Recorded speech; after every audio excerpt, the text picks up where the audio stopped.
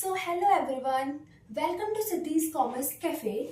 Today we will start a new topic that is NUT. So after hearing this term, you are thinking that it is a very different. What is NUT? NUT क्या है? But you are very familiar with this term NUT. So let's start. NUT एक वो payment होता है जो हम regular interval of time पर करते हैं. Let's start with its definition. It is a series of equal payment made at regular interval of time. वो पेमेंट जो हम रेगुलर इंटरवल ऑफ टाइम पे करते हैं. एक छोटा सा एग्जांपल लेते हो, हमें समझ आ जाएगा एनयूटी क्या है. Insurance premium. आप सब लोग इंश्योरेंस लेते हो, कोई कार इंश्योरेंस लेता है, कोई लाइफ इंश्योरेंस लेता है, कोई हेल्थ इंश्योरेंस लेता है. तो ये जो इंश्योरेंस होता है ये हम एक रेगुलर इंटरवल ऑफ टाइम पे करते हैं. फॉर एग्जांपल आपका इंश्योरेंस है, हर 5 महीने में आप अपनी इंश्योरेंस का प्रीमियम दोगे. तो वो आप जो पेमेंट कर रहे हो वो एक रेगुलर इंटरवल ऑफ टाइम पे कर रहे हो, वो ही होता है एनयूटी. सेम अमाउंट कर रहे हो और रेगुलर इंटरवल ऑफ टाइम पे कर रहे हो. तो दिस इज, या फिर एक और एग्जांपल लेते हैं लोन. हमने कोई लोन लिया, फॉर एग्जांपल हमने बैंक से एक लोन लिया 1 लाख रुपए का. तो हमें उस लोन का इंटरेस्ट जमा करना पड़ेगा, जिसकी हमारी एक फिक्स टर्म होती है कि हमको हर 6 महीने बाद 6 मंथ के बाद हमको उसका इंटरेस्ट पे करना है, या फिर आफ्टर 1 ईयर हम उसका पेमेंट करेंगे. तो फिक्स पीरियड ऑफ टाइम के जो हम रेगुलर इंटरवल पे पेमेंट करते हैं वो ही होती है annuity. So annuity is divided into 3 parts, which is ordinary और regular annuity. Second one is NUT due and third is deferred NUT. So अगर ऑर्डिनरी एनयूटी या फिर रेगुलर एनयूटी की बात करें तो ये जो पेमेंट होता है ये end of the payment interval होता है. तो अगर हमें एंड में पेमेंट करना है, अब आप एक छोटा सा एग्जांपल देखो, हमें रेंट पे करना होता है. तो क्या हम रेंट बिगिनिंग में पे करते हैं या फिर एंड में पे करते हैं? हम एंड में रेंट पे करते हैं. तो वो ऑर्डिनरी और रेगुलर एनयूटी का एग्जाम्पल है. तो ऑर्डिनरी और regular annuity is payment is made at the end of each payment interval. End में जो पेमेंट होता है डेट इज ऑर्डिनरी और regular annuity. So these are divided into other 2 types, present value, future value and present value. हम लिखते कैसे future value को? ऐसे, and present value is this. So ordinary और रेगुलर एनयूटी के जो ये दोनों पार्ट्स हैं, इनके अलग अलग फॉर्मूला होते हैं और एग्जाम में क्वेश्चन यही आता है. आपको सब चीजें गिवन होती है और आपको डायरेक्ट फॉर्मूला लगा के वैल्यू पुट करके ये निकालनी होती है. ये दोनों टर्म्स कोई भी आ सकती है. ऐसे ही सेकेंड वन होती है NUT due. First payment is made eight beginning of the period. अब हम क्या कर रहे हैं? पेमेंट बिगनिंग में कर रहे हैं. हमने रेगुलर और ऑर्डिनरी एनयूटी में पेमेंट करा था एंड में, लेकिन अब हम बिगनिंग में पेमेंट कर रहे हैं. इसका भी एग्जांपल रेंट हो सकता है. हमने कोई रेंट लिया, कोई प्रॉपर्टी का रेंट हमको पे करना है, तो वहां की पॉलिसी है कि रेंट हमको स्टार्टिंग में पे करना है. तो this is the example of annuity due. तो annuity due is also divided into 2 parts, future value due and present value due. Again इन दोनों के भी अलग अलग फॉर्मूले होते हैं. आपको वैल्यू पुट करनी है, इनकी अमाउंट निकाल लेनी है. Third one is deferred annuity. So deferred annuity क्या है? Payment start after some delay, not immediately. इसमें हम पेमेंट को थोड़े और समय के बाद देते हैं, एकदम पेमेंट नहीं करते. इसका एक छोटा सा एग्जांपल है रिटायरमेंट. जब रिटायरमेंट पेंशन मिलती है तो वो रिटायरमेंट पेंशन की लिमिट होती है कि आपको आफ्टर 60 ईयर, जब आपकी एज 60 ईयर्स हो जाएगी, जब आपको वो रिटायरमेंट की पेंशन मिलेगी. तो वो होता है डेफर्ड एन्युटी का एग्जांपल. वो आपको एकदम तो नहीं मिल रही, एक रेगुलर इंटरवल पे भी नहीं मिल रही है, वो आपको एक फिक्स पीरियड कंप्लीट होने के बाद मिल रही है. तो that is deferred annuity. So deferred annuity is also divided into 2 terms, future value deferred annuity and present value deferred annuity. So इसका भी फॉर्मूला है. तो अब आगे हम देखते हैं इन तीनों के फॉर्मूलेज, जो इनके टर्म्स हैं उनको कैसे हमको निकालना है. उससे पहले 3 एक ऐसी टर्म्स जो इन सारे फॉर्मूलोज में आएंगी. फर्स्ट वन इज पीएमटी, और इसको हम पी से भी डिनोट करते हैं, जिसका मतलब होता है payment per period. Second is R. R is simple interest rate per period. R small भी हो सकता है और आर कैपिटल भी हो सकता है. And last is N. N is number of periods, मतलब कि कितने समय के बाद दे रहे हैं, 2 साल, 6 महीने, तो N is number of periods. So this is about the basics of NUT and अब हम करते हैं आगे इन सबके formulas. So let's start with the formulas of these terms. So first is future value of ordinary annuity, whose formula is PMT multiply, ये multiply है यहाँ पे 1 plus R की power n minus 1 upon R. सो यहाँ पे आपको पता है PMT means payment per period, R means rate of interest and N means the time period. So यहाँ पे हम अपनी वैल्यूज पुट करेंगे एंड फॉर्मूले की हेल्प से future value of ordinary annuity निकाल लेंगे.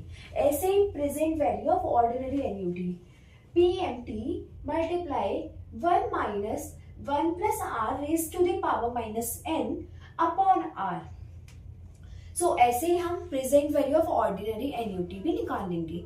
इसी तरह ये सारे फॉर्मूलाज हैं future value of due annuity, present value of due annuity, future value of deferred annuity and present value of deferred annuity. इसमें कुछ भी डिफरेंस नहीं है. अब आपको ये सारे फॉर्मूलाज याद करने हैं एग्जाम के लिए, क्योंकि ये फॉर्मूला बिना याद करे कोई भी क्वेश्चन सॉल्व नहीं हो पाएगा. और पेपर में मार्किंग होती है स्टेप मार्किंग. तो अगर आपको क्वेश्चन भी नहीं आ रहा, आपका आंसर भी नहीं आ रहा, आपने ये फॉर्मूला लिख दिया तो आपको कुछ मार्क्स मिल जाएंगे, 0 नहीं मिलेगा.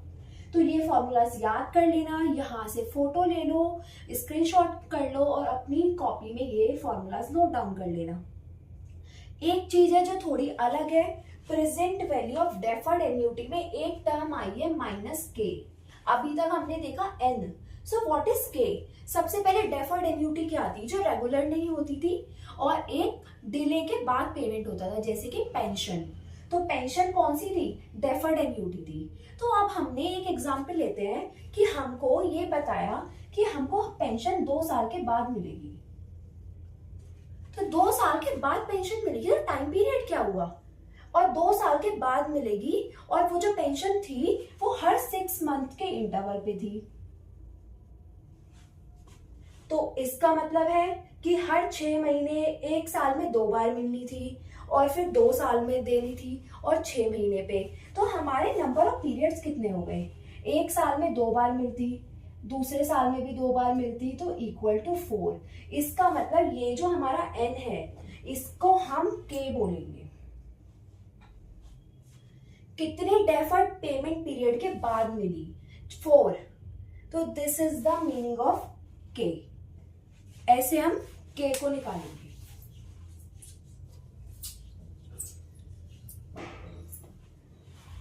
अब हम एक क्वेश्चन देखते हैं और सबसे मेन बात जो पेपर में सबसे ज्यादा क्वेश्चन आता है वो आता है future value of ordinary annuity का. डेफर्ड और ड्यू के केसेस बहुत कम रहते हैं और अगर ड्यू भी आता है तो फ्यूचर वैल्यू ऑफ ड्यू ज्यादा आता है. और सबसे इंपॉर्टेंट होती है ordinary. Ordinary which is at the end, due is at the beginning and deferred is after some delay. So इस क्वेश्चन को देखते हैं. Find the amount of ordinary annuity. हमें ऑर्डिनरी एन्युटी की अमाउंट निकालनी है और हमको फ्यूचर वैल्यू निकालनी है. ऑर्डिनरी एन्युटी की अमाउंट निकालनी है ऑफ ₹500. सो हमको यहाँ पे पता चला कि PMT पेमेंट पर पीरियड है ₹500. पेबल फॉर 7 ईयर्स, 7 सालों के लिए पेबल है. तो यहाँ पे हमारा N आ गया 7 years and eight 7% per annum. तो R है हमारा 7% और कंपाउंडेड एनुअली. आपको सबसे ज्यादा ध्यान देना है कि कंपाउंडेड एनुअली है, हाफ ईयरली है, क्वार्टरली है. अगर कंपाउंडेड एनुअली है तो हमारा जो ये टाइम पीरियड है ये ऐसा ही रहेगा. अगर कंपाउंडेड हाफ ईयरली है तो इसके मल्टीप्लाई 2 से हो जाएगी. क्वार्टरली है तो इसकी मल्टीप्लाई 4 से हो जाएगी. लेकिन अभी क्वेश्चन में कंपाउंडेड एनुअली है तो ये सेम रहेगा. तो अब हम इस R को सबसे पहले कन्वर्ट कर लेंगे, क्योंकि अगर हमको इस R को इस फॉर्मूले में रख के सॉल्व करना है तो ये R कन्वर्ट होना चाहिए. तो परसेंटेज हटाएंगे, अपॉन में 100 लगाएंगे तो ये बन जाएगा 0.07. तो अब सबसे पहले फॉर्मूला नोट डाउन करते हैं. Future value of ordinary annuity का फॉर्मूला है PMT multiply by 1 plus R raise to the power n minus 1 upon R. तो अब इस फॉर्मूले में ये टर्म्स पुट डाउन करते हैं. PMT थी 500 1 प्लस आर था 0.07, एन था हमारा 7 years minus 1 and R again हमारा 0.07। हम इन दोनों टर्म्स को प्लस कर लेंगे। 500 multiply 1.07 raise to the power 7 minus 1 upon 0.07। तो 1.07 की वैल्यू होती है 1.60578 माइनस 1 अपॉन 0.07। तो इसमें से -1 करेंगे तो हमें क्या मिलेगा 0.60578 अपॉन 0.07 और यहाँ पर 500। तो अगर हम इसको पॉइंट कैंसिल करें तो यहाँ पे हमने 3 जीरो लगा दिए। इन 3 जीरो में से ये 2 जीरो इस 2 जीरो से कट गए और जब हम इसको सॉल्व करेंगे तो हमारा आंसर आएगा ₹4327 which is future value of ordinary annuity. इसका मतलब है कि हमारा जो पेमेंट है वो एंड में हुआ है। यहाँ पर हमको क्वेश्चन में ये भी लिखा हो सकता है payment is made at the end of the accounting book, end of the period, payment period. So ऐसे हमको इस तरीके से सारे क्वेश्चंस के आंसर निकालने हैं और ये जो आपकी पावर्स हैं आप कैलकुलेटर की हेल्प से निकालना। और हमारा आंसर जरूरी नहीं है एग्जैक्ट आए, पॉइंट में आ सकता है, अप्रॉक्स में आ सकता है। इस क्वेश्चन का आंसर भी जो बच्चे इसको और आगे तक लेके जाएंगे हो सकता है कि उनका पूरा ना आके इसके आगे कुछ पॉइंट में आए आंसर। तो इसमें कोई बात नहीं है, बस आपका ये मेथड, स्टेप्स प्लस ये वैल्यू सही आनी चाहिए। तो यही था पूरा एन्युटी टॉपिक। ये फॉर्मूलाज आप याद करो और ऐसे ही और क्वेश्चंस की प्रैक्टिस करो और मैं अपने चैनल पे भी और क्वेश्चंस आपको पोस्ट करके दूंगी। Thank you and subscribe this channel and please like my video and share to your friends. आप उनकी भी हेल्प करो, उन्हें भी नहीं समझ आ रहा तो उनको खुद भी समझाओ और मेरी वीडियो भी फॉरवर्ड करो। Bye bye.